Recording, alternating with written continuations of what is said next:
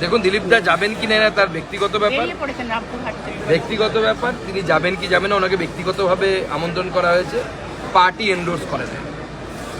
Party মনে করে যখন একদিকে হিন্দুরা মার খেয়েছে মুর্শিদাবাদে, পার্টি যেভাবে হিন্দুদের মন্দির ভাঙা হয়েছে, যেভাবে হিন্দুদের বাড়িঘর জ্বালিয়ে দেওয়া হয়েছে, তারপরে ওখানে যাওয়া মানে আমার মনে হয় ওটাকে ইগনোর করা। সেজন্য আমরা পার্টি থেকে সিদ্ধান্ত নিয়েছি আমরা যাব না উদ্বোধনী অনুষ্ঠানে।